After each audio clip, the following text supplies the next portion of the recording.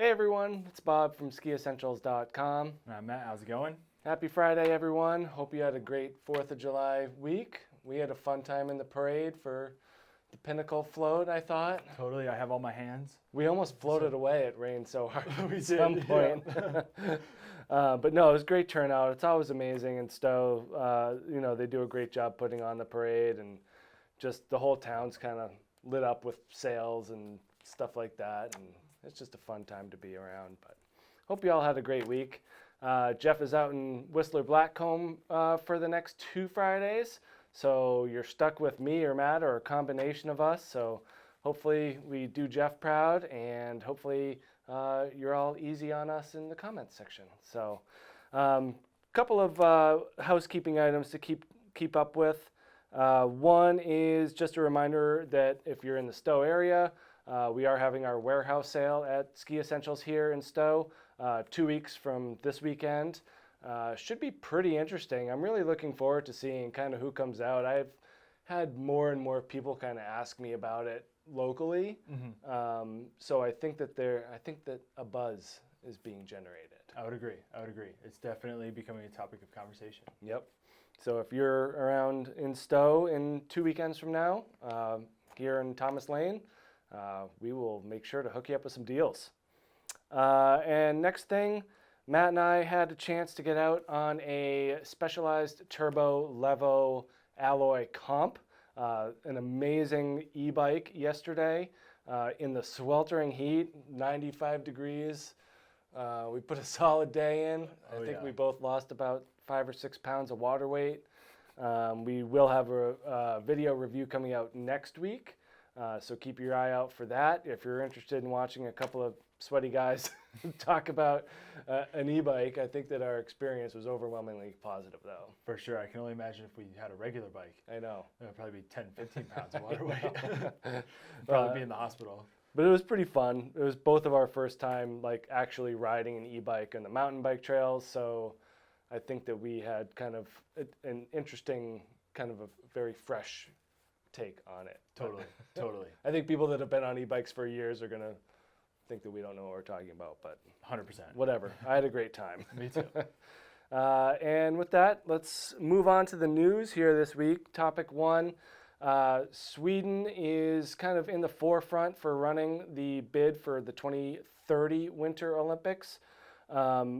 This is the first time since 1912, the Summer Games, that Sweden has been kind of in the running for if they host 2030, it'll be the first time since 1912 summer, which I thought was weird. Me that too. they've never hosted a Winter Olympics, but article from ABC News here, and there's been some movement.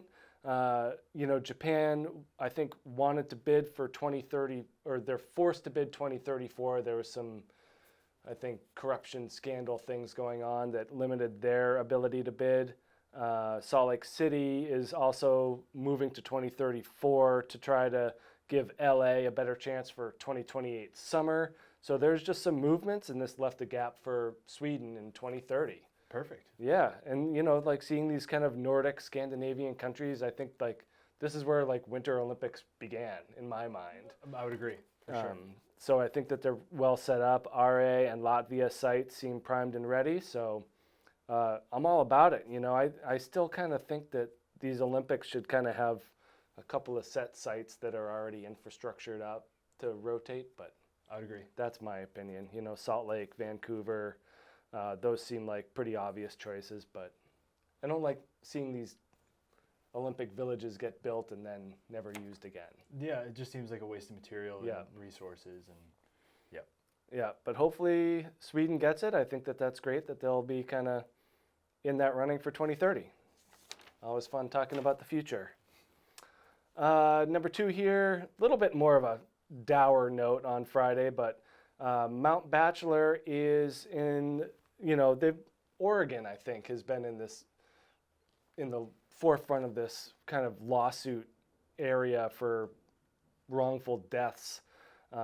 This latest one, a March 2018 ski accident, led a father to sue Mount Bachelor for $15 million in this wrongful death suit. So on the same day, I guess there are 2 people that fell and died in tree wells. The other case is still pending. This one just got dismissed, and just kind of brings up a whole lot of kind of ethical and legal arguments for who's at fault when someone gets hurt on resort property. Before we kind of talk about it, some of these other things in Oregon, we've talked about it before. 2022, Mount Hood bike park closed after they lost a $10.5 million lawsuit for a death. And then in 2022, there's still another wrongful death suit, someone suing for $49 million. That's still pending. So even though your lift ticket has that waiver on the back, it's an assumption of risk, you're still out there on a mountain in a natural environment. You bought your ticket. Yeah. Yeah, you're putting yourself Yep. out there. I think that even just us here in Vermont, like I see people just on, I don't think they know that they're this far away from complete catastrophe out there. For sure. Whether it's a collision, catching an edge, like just going too fast. I mean, it's scary. Very, Yeah. very. Every time you go up to the lift, you see someone just going straight, and it's terrifying. Everyone turns around and it's just like, oh man, Right. what is about to happen? I don't want to watch, but I want to know. So I think, it just seems like Oregon's kind of this hotbed for these lawsuits, and who knows where it'll go. Yeah. They even had a thing a couple years or last year where you can buy an additional waiver. So basically you're buying insurance. You're opting out of like that lawsuit. Yeah, and then was it Bachelor, the resort that offered you a discounted price on a ticket? Yeah, I'm sorry, that's what it was. It was okay. a discount for basically Understood. waiving your Life away. Yeah, your life away. Yeah. So, it's sad that it comes to this, but I mean, at the end of the day, it's a natural environment out there. It snows a whole lot in the Pacific Northwest. Those tree wells are a known danger. So, hopefully people are just responsible for their own actions out there, whether it's, an accident or not. Yeah. But there's an infinite amount of variables that cannot be controlled. yeah. So it's tough to. But if these places are losing 15 million, 49 million, 10.5 million, they're going to close. Yeah. So what's the end game from the suing parties, I guess? Yeah. Is, all right, well, you won your case, now the mountain's closed. Yeah. So obviously it's a bad situation for all involved, but let's see if the next one's happier. Slightly, Matt, slightly. Slightly. Stowe Smuggs connection, depending on which side of the mountain or the spectrum you fall on. You could consider this a happy article here. Storm skiing article, put this together. There's also another link to a Stowe Reporter part, basically covering how Smuggs owner Spill Stritzler kind of, I think, heard the Smuggs people's disapproval of any type of connectivity between Stowe and Smuggs, and just kind of sent an email not only explaining their thoughts and philosophy on it, why it was kept hush-hush, but also asked for suggestions and feedback. Without reading those suggestions and feedback, I would imagine I have a pretty good guess of what they are. Yeah, like, of course. It doesn't seem like the Smuggs contingent is pro gondola at all. No. And you had brought up a good point too, even with that previous one, having that gondola up there opens up a very high risk area to skiers and snowboarders that's just kind of off the map. Yep. And if you don't know where you're going, multiple people every year die from venturing out there. To bring even more people in that area, yeah, seems to be like a recipe for disaster. And also, that gondola is going to be on wind hold all the time. It's windy up there. Yeah, it's a tunnel. Yeah, it's a wind tunnel. Yep. So like it's just to me it's just flushing money down the drain. It would be really cool. The idea is really cool, but I don't think it's very realistic. I don't know if you know, but I'm a big tunnel fan. Yeah. So I'm in favor of a tunnel going from Spruce over to whatever new monstrosity they're going to build over at Smuggs at some point. Yeah. Kind of like the Denver airport. That's my theory. I like it. Or like the munnel at Snowbird. Right. Yeah, that'd be pretty. That'll be a long one. That'd be really long. But also, Stritzler was saying that, just kind of putting it out there that Smuggs kind of needs to do something to boost their business. If they don't, then they're really kind of being put at risk for conglomeration. Yeah. So it seems like they don't want to be taken over. Yeah. And so in order to do that, is this like is this a compromise? Like, is putting this gondola there but still keeping it separate businesses, is that going to help Smuggs' bottom line while not completely, like, the veil takeover, I think, is their ultimate fear. So yeah. I wonder if you could do like a snowcat transportation service from top of Sensation over. Yeah, well, it's interesting you say that, Matt. I don't know how many years ago, maybe 2025, a snowcat fell through the pond. So, now I remember that happening. Yeah, I think that's a main reason. If there's a different way through, then that sounds good. But the path right now has been tried and failed. But yeah, I mean, I think that's part of the suggestions that they're looking for is like, how can we kind of bring Smuggs forward without losing the character? Yeah. And then my other kind of thought on this is like Smuggs. So the people that are kind of coming to Stowe, the Epic Pass people, like if they go over to Smuggs, like I don't think they're gonna like it as much as they think they're gonna. No. Like there's no wide open cruisers. It's all like very traditional New England skiing. And while that might be fun for a run or two, I don't think that most of the current Stowe clientele, the Epic Pass clientele really wants that. So I would agree. That's kind of my theory on it. I don't think it would be as bad as they think it might be, but who knows? Who knows? That's my opinion. Future will tell. Yeah. But yeah, too soon for all that talk, I think. Number 4, moving on to like an FIS ski racing story here. Hoping that 23-24 is going to be the return of Alice Merryweather. This is an article from skiracing.com kind of highlighting really kind of a rough couple years for poor Alice. Yep. She was 23 years old in 2020, got a top 5 in Super G right before a pandemic shut down the races for that year. So done for that year. And then 2021, early on, suffered a bad crash in downhill training. ACL, MCL, tib, fib, just lower leg shot, put her out for the next 2 years, basically. So now she's looking to be one of the top 3 U.S. women this year, along with Michaela and Paula Molson. And hopefully that comes to fruition. You were saying, about these racers, and that'll tie into an edit, but what were you thinking about that there, Matt? Just sheer tenacity of these racers. It's really impressive. I don't think that many people can really comprehend what it's like to have that kind of drive, especially as an athlete. That's something very different, putting your body on the line every day.